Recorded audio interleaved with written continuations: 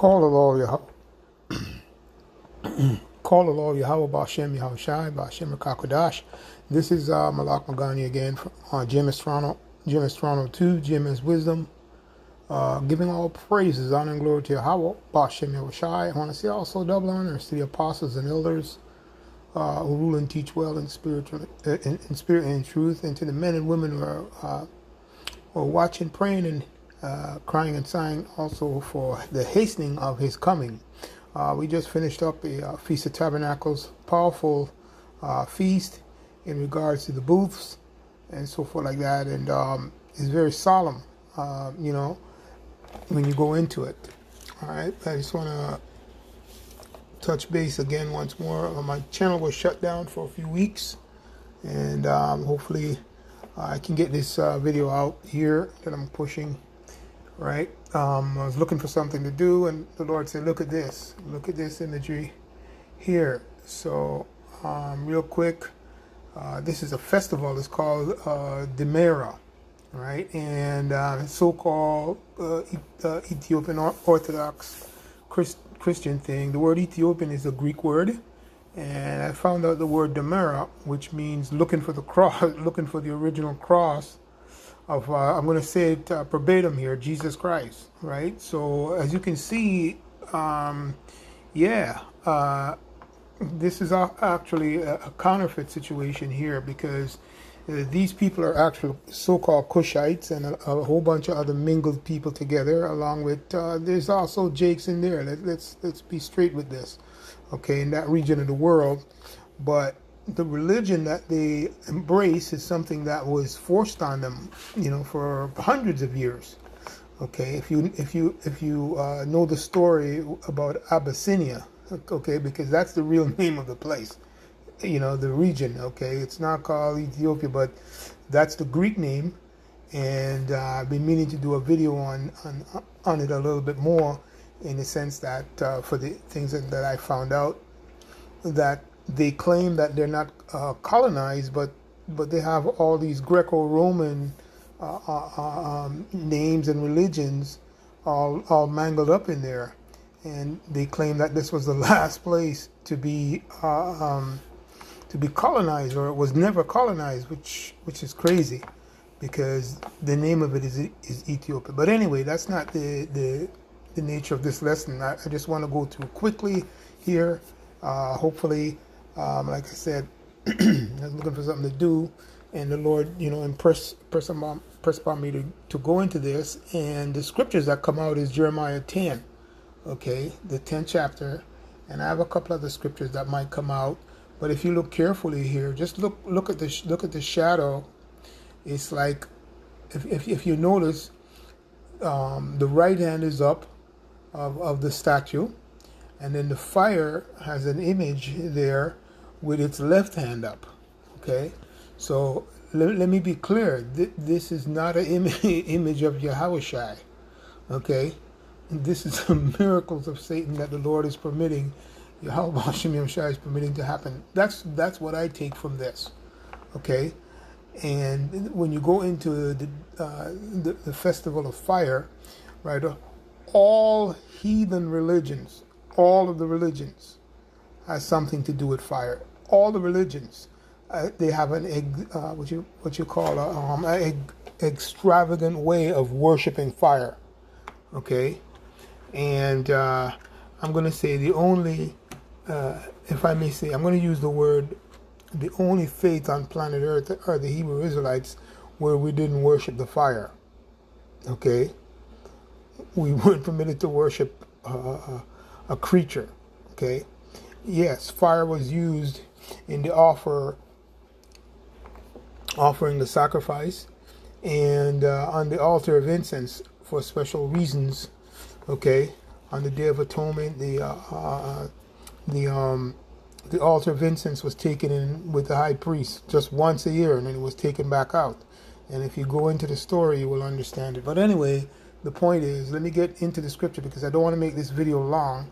All right, so I'm going to start with Jeremiah 10. It says, hear the word, right?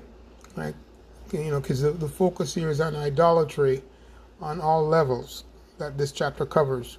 But the first 3 verses I'll read. It says, "Hear ye the word of Yahweh Ba'Shem Yahushai, the Lord," it's italicized, speak unto you, speaketh unto you, O the house of Israel. So we're commanded, okay, by the Lord himself. Verse 2, through his prophet Jeremiah, "Thus saith Yahweh, our power, why Yahweh shall learn not the way of the heathen, and be not dismayed at the signs of heaven, for the heathen are dismayed by them." Okay, and then it goes on to say, the verse 3, so you have the signs of heaven. Verse 3 says, "For the customs of the people are vain, for one cutteth a tree out of the forest, and work of the work of the hands of the workmen with the axe. They decked it with silver, with gold, they fastened it with nails and with hammers, that it moved." Right? So this is simply symbolic also, after its kind, if you understand what I'm saying. Fire could be used as something could be worshipped, and so forth like that. All right? So read the whole chapter, but like I said, I wanted you guys to see this. This is a so-called Orthodox Christian celebration in Ethiopia, right? The so-called it's Abyssinia, and that's what I call it anyway, but Ethiopia is the Greek name to show that they're colonized. They have Greek influence and Roman, strong Greco-Roman influences. Okay, you don't have to believe me. Okay, you can do your own research on that. Anyway, I have one more scripture that I wanted to read, right, and that's pertaining to Israel, Yashar Allah. Okay, so this comes from Deuteronomy, right? The point is made in the 4th verse, and of Deuteronomy 4, verse 4. Okay, I'm going to read the first verse, and then I'm going to jump down to the 4th verse. So it says, and the focus is really obeying the Most High's laws, okay? And, you know, if the Spirit don't give you utterance to obey, right, and obedience goes back to faith, okay? So if you don't understand that the laws are the instructions, and then the Spirit gives you the utterance to see it, and it gives you also the gift of faith, so that which is really belief, okay? Especially, more importantly, if you are chosen of the Lord, okay, you're going to see it quicker because you have a work to do. So Deuteronomy 4:1, if you can catch that, what I just said, it says, "Now therefore hearken, O Israel, unto the statutes and unto the judgments which I teach you, for to do them, that ye may live, and go in and possess the land which Yahweh, your power of your fathers, giveth you."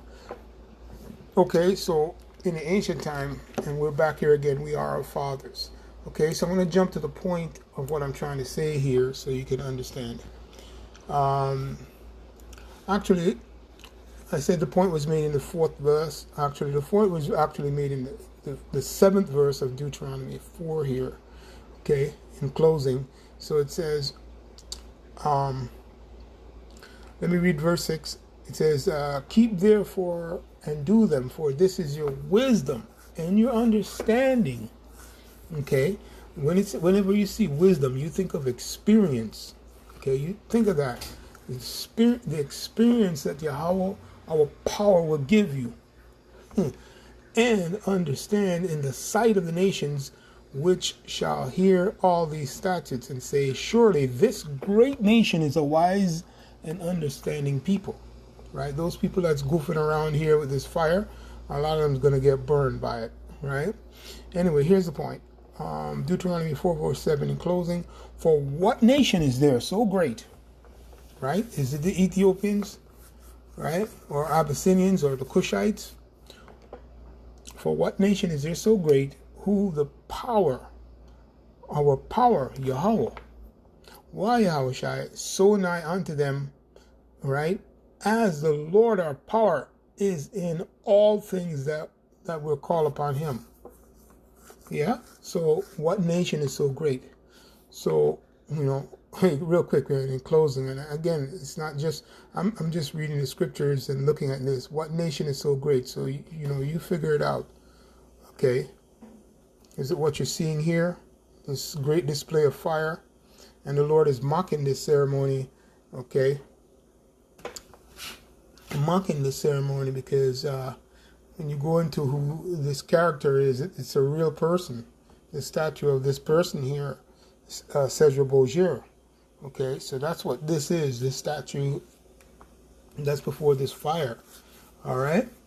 So anyway, I'm going to close off the video here. Hopefully this was edifying. The point was just to show you a slight, you know, the heathens. It's just vain what they do.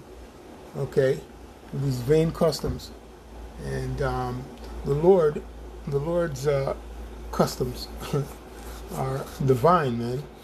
All right. So anyway, so with that, I'm going to say shalom. Hopefully this will help. Hopefully it was edifying, like I said. All right. So with that, I'm going to say shalom.